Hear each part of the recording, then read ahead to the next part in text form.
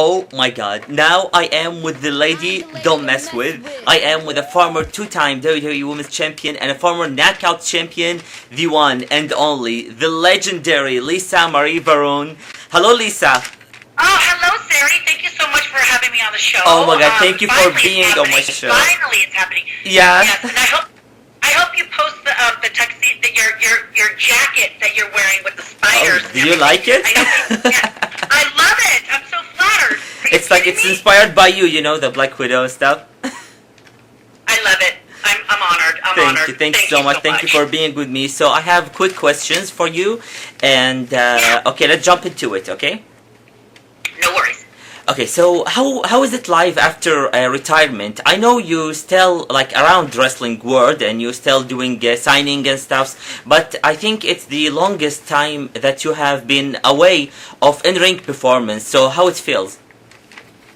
Oh my gosh, to go back, the last time I was in WWE, the 2009 was back then, and to be invited back to the Rumble was long awaited by the fans, and it was so amazing.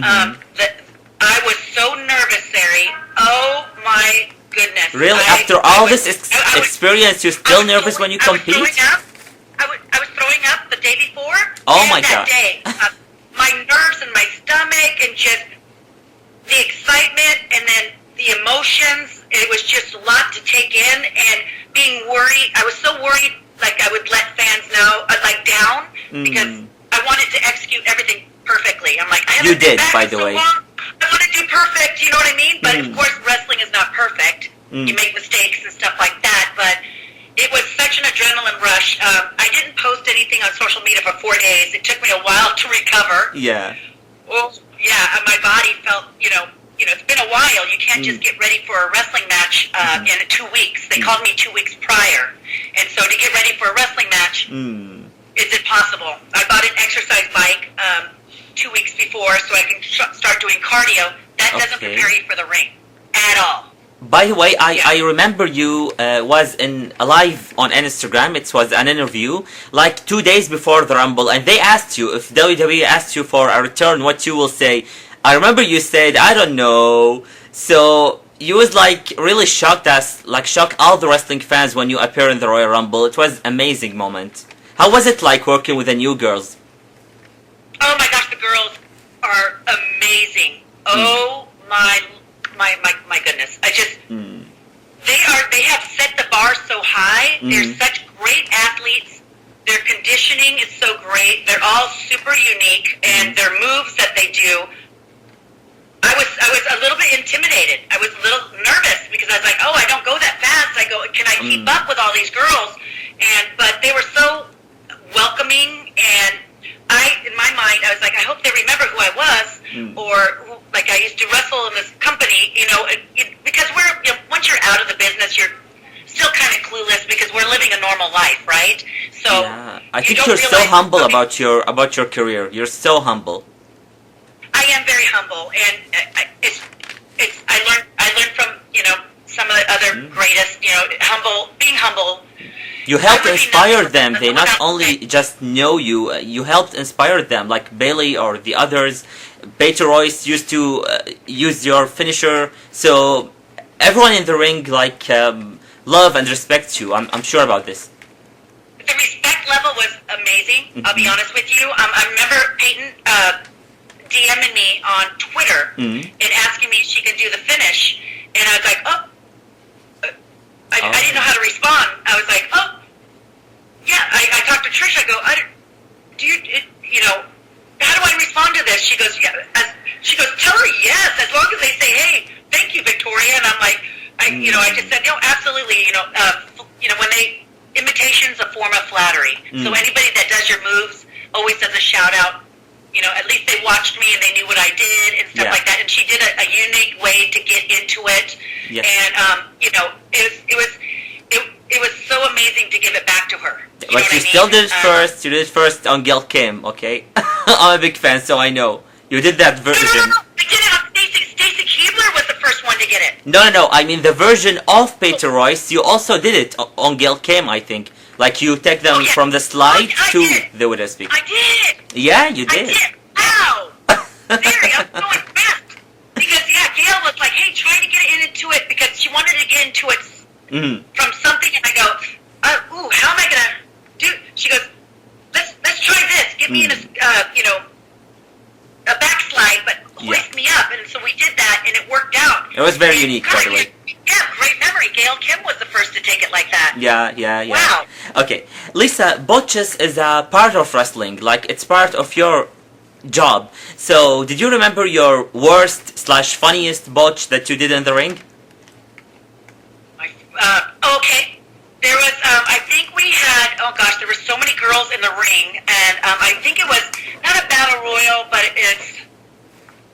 there was a lot of us in there, and you remember the lingerie matches? Yeah. You know, a contest or something. Yeah, it was. I hated them. We go with the flow. Our outfits were more risque than what the lingerie we were choosing to wear. Oh. But I always I wore two things just in case, because I'm still conservative, but trying, I don't want any mishaps on the outfit. But I remember getting thrown out, and I was supposed to run in. Trish was in there, I remember, and they're like, Victoria, and I'm like, my top broke, and I'm pulling the camera guy's pant leg, going, my top broke, relay the message, my top broke. Oh my I didn't want to come out, you know what I mean? Yeah. That was one of the ones, I was a little delayed on that botch, and there was another time when Mae Young came in to beat us all up, and Mae grabbed, I was wearing brown. Yeah. Brown outfit. Yeah, when she ripped it apart. I remember this. You do. She grabbed my brassiere, my bra, and she was trying to rip it off because whoever gets disrobed loses, and she grabbed my second bra, and I was like, no, and I was grabbing it on, and I was like, you don't want to disrespect anybody that's been in the business longer than you have, right? Yeah. And I'm like, no, you're grabbing the wrong shirt, and you're of course wanting not to show everything, because you still have kids are still watching. You still want to be a little bit But modest, it's Mae Young, like she's the wildest person in this business, so who can do it else? Very, very snug. She lays it in. Her and Ula really made contact. But oh my God, those were the most embarrassing. Is the outfit. Talking about Mae Young, I think you worked with Moolah in her last WWE match. Correct me if I'm wrong. She was on her 80th birthday. She wanted to have a match. Yeah. And the WWE came up to me and said, "Hey, you have a match tonight." And I was like, "Okay, who am I facing?" They're like, "Fabulous Moolah." And I go, "No, what? Seriously?" Because she wants a match on her 80th birthday. And I was like, "Oh my gosh, really?" And I was so nervous because I was like, I don't want, I'm not unsafely hard in the ring, but I didn't want to hold back. But then when she first made the contact with me, I'm like, oh, she can go. Yeah, she can go. And then so when when it was done, she was like, "Thank you, honey." And I was like, the little girl inside of me was like, "Oh my God, I had a match with Fabulous Moolah." And when they have our DVD movie, it's called Lipstick and Dynamite, which I highly recommend. Like how female wrestlers started wrestling alligators, and they were the freaks at the circus. So you know who is Fabulous Moolah at the time, because you were so green at the time. So you already know who is she, what's her history. Yes, I did, and I did go to that premiere on the Lipstick and Dynamite, and it was such an honor to be in there. But that there's a lot that's also fear. You're like, oh gosh. Not to say that I'm super, super tough, but I was like, I don't want to hurt her because she's 80. Your bones get weak when you get older. I was like, I don't want to be the one going, oh my gosh, Lisa broke her hip or something, but she's a tough cookie. Oh my gosh. Yeah. But I was so ecstatic, and I was just so honored. And to wrestle some legend, like to be in the ring with people that paved the way for you it's an honor. It's an honor, and it humbles you. You know what I mean? There is a new, I know you made your retirement, but if you going to be back in the ring for one last match, who will be your opponent? I would love to wrestle Bailey. Yeah. because she met me when she was 14 years old, twice in an autograph line. Once with Maven, and then once with Edge. Okay. And she came up to get the autograph sign and says, "I'm going to be a wrestler when I grow up." And you hear that a lot, and people don't realize how much work it takes to be a wrestler. And when she finally made it, she came, when I used to own the restaurant in Chicago, back in the day, she came to the restaurant. I go, "Oh, I'm finally meeting her." She goes, "Actually, we met when I was 14. I told you I want to be a wrestler." And when I came back for the Rumble, she was like, "I want to take one of your moves." She was so like, she was a good ringleader. She's like really very smart, very just easy to work with, and knew what everybody else is supposed to do. And she noticed that I was super nervous, and her and Ruby kept on coming up to me. "Are you okay? Are you okay?" And I go, "Yeah, I'm just super nervous. I just want to make sure everything goes smoothly." And I'm just like trying to, okay, who's in there with me again? You know what I mean? So there's a lot of pressure on you, but Bailey would be an amazing opponent. I'm a big fan of hers, and she's very humble too. That's awesome. You have an amazing, almost 20 years of wrestling career. Is there one thing when you think back, like, I could have do this thing, like one thing you didn't do yet in wrestling? You know, okay, there's like in matches, well, I wish I would have saved more money. You know, I always tell the girls, save your money, because you know, you have to pay for your own ring gear, your hotel, your rental car. You know, they take care of flights and everything like that. But you don't prepare yourself life after wrestling. You know, because you want to spend all that money on awesome ring gear and this. You know, I got to get my hair extensions. I got to keep my face clear. I got to get massages. I got to get chiropractors. So, is the company didn't pay you this? Like, I thought they gonna pay you for your extensions or ring gear. No, we're independent contractors. They pay for our flights. Like overseas, everything is taken care of. You know, flights, hotel, transportation. But you're an independent contractor. They took care of your flights though to get place to place. And you know, and when you're a guest, bring back. You know, you're taken care of. But you know, you never know when you're going to get that injury that puts you out of wrestling. So I always tell girls, save your money, you know, be very frugal and smart, but still take care of your body. Always maintain your body, you know, like meaning your bone, like, you know, staying in shape, going to the chiropractor, getting a massage. You know, you have to take care of your vessel, you know, because you get one body and your neck and all that kind of stuff. But I always say, save your money. I wish I saved my money, you know, but you get excited for wrestling. You're like, oh, I want this outfit. Oh, it'll be great for wrestling. Oh, this dress when we do the Hall of Fame. I want, you know, you have the money, but you need to be a little bit cheap, like, you know, just to save a little bit more. I always tell the girls, save your money. You never know that rainy day. This doesn't last forever. It's not you know, your whole entire life. You know, I'm very lucky. 20 years I got to do it. But it's that, and but you know, I think, you know, like during my career, I've got to do so much, Sari, so much in my business. You know, the hardcore matches, you know, the street fight, all this unique, you know, cage match with Lita. I got the opportunity to work with amazing women, and during a time where, you know, we got to work with Fit Finley, who was really, you know, our dad in wrestling, and he's the one that was really in charge of making us tough and really bringing out our inner beast, our inner, like, the it factor, and bringing it out of us, you know.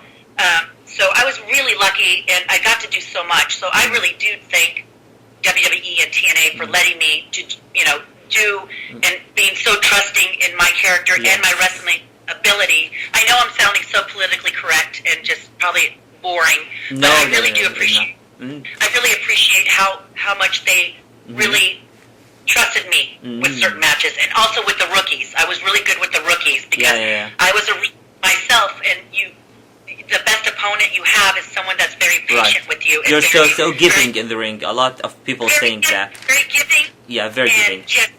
And a lot of communication, and just being welcoming, and just, you know, not thinking you're, you know, I'm the best they have, you know, like being humble. You have to be humble and very, you know, easy to work with.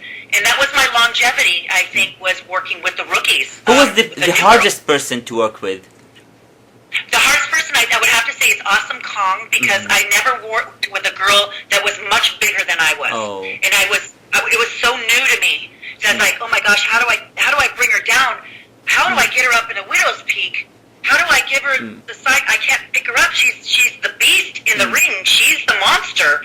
And it was so challenging. It wasn't difficult. Challenging is the right word. That was the most challenging opponent I had, because I wasn't used to being the smaller girl in the scenario. Is there some girl that who was really maybe overthinker that makes you like it's make it harder to you in the ring? Is there one kind of this girls? No, you know what? I'm going to be honest with you. There's a lot of girls like that, myself included. I think we all overthink our matches because we want it to be so good, and then we'll think of something, and then we'll go to Fit Finley or Tommy Dreamer or Lance Storm or Ricky Steamboat or Arn Anderson. Hey, what do you think about me doing this? And they'll give you input because you want it so good. You're like we take so much pride in what we do. We always overthink everything. So when you watch us watching our matches back, we're like, oh, I could have done that better. Yeah. So we're all overthinkers. Yeah. Not just wrestling. And when you're an overthinker in wrestling, it continues on with the rest of your life. We overthink everything. Everything in our life. Lisa, a lot of storylines and feuds got dropped before we even got to see it on TV. So is there a specific storyline or a feud that was planned for you and we didn't got to see it for however reason? You know when I had that tattoo song and I was psychotic, and I was crazy, and I was just mentally unstable, and then I came back as a babyface. I came back as a good guy, right? Yeah. But there was no explanation. There was no transition of why I turned good. I wish they would have had me go to a psychologist or a psychiatrist. Yeah. Or therapy. So develop the me thing, you mean? To create that bridge. Yeah. Why I chose that dancing thing. Yeah. You know what I mean? Maybe they put me in ballet. Maybe they put me in hip hop or some dance. That could have been hilarious. It helped my mind, but there was no transition there. That's what I was. People were like, "I don't get it. I don't get it." And I was like, I don't tell the producers or I don't tell the bosses what to do. We are, we do what we're told. You know what I mean? And you pick and choose your moments when you want to be. You want to question something. Yeah. You know what I mean? It has to be super important. You're just thankful to still be there. You know what I mean? And you want to be an easygoing person and not a high maintenance girl, very difficult to work with. You're just like, whatever you give me, I'm gonna take it, I'm gonna roll with it and do the best I can. Lisa, I was so honored for your time, and I can't thank you enough for this special interview, and I will never forget it. Thank you so much for this. No, thank you. I don't know if you guys say the same thing. Rahmat? Is that thank you? It's like close to it. We say it shukran in Arabic. Oh, okay. Because I think that might be Tatar. My mom was Tatar. Oh, and, okay. I have a lot of Turkish family. I have a lot of people, a whole bunch of cousins in Turkey. Really?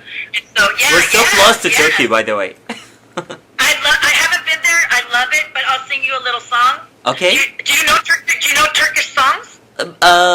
Turkish songs are very popular in the Middle East and in the Arab world, so I think I will recognize it. You'll know the song? Okay. Üsküdar'a giderken altara bir amut. Wow. Üsküdar'a giderken altara bir amut. Katibenin ben katibim melek yaraşur. Oh my God. Katibenin kolları komlek. Ooh, it's been a while. Wow, you nailed it. You nailed it. I'm surprised. Thank you so much, Lisa. I'm pretty sure that you 1 year and it's really going to be very close. We will see you the next Hall of Famer. By the way, congratulations for Molly. What you said for Molly Holly. She's the new Hall of Fame. That's my number one pick. Yeah. The patient that Molly Holly, she would work with me me in the ring. She is the one that she saw Roderick Strong do my finisher, Widow's Peak. And then she's the one that taught me it. I have a move for you, for your finisher. You need to do it. She is so giving. She's one of the women that are too nice for the business. That she's just a sweetheart, and it sounds really cheesy, but she's so nice and giving and willing to help everyone. Aww. And that's the opponent everybody wants to work with. Anybody that's willing to help you look good and not bury you and crush you down and make you look stupid, or really just really do something to put you out of your career. Yeah. You know what I mean? I love that woman, and I'm so proud of her. Thank you, thank you so much, Lisa, again. Thank you. Thank you, Sari. All right, I love you. Thank you so much. I love you. Thank you so much.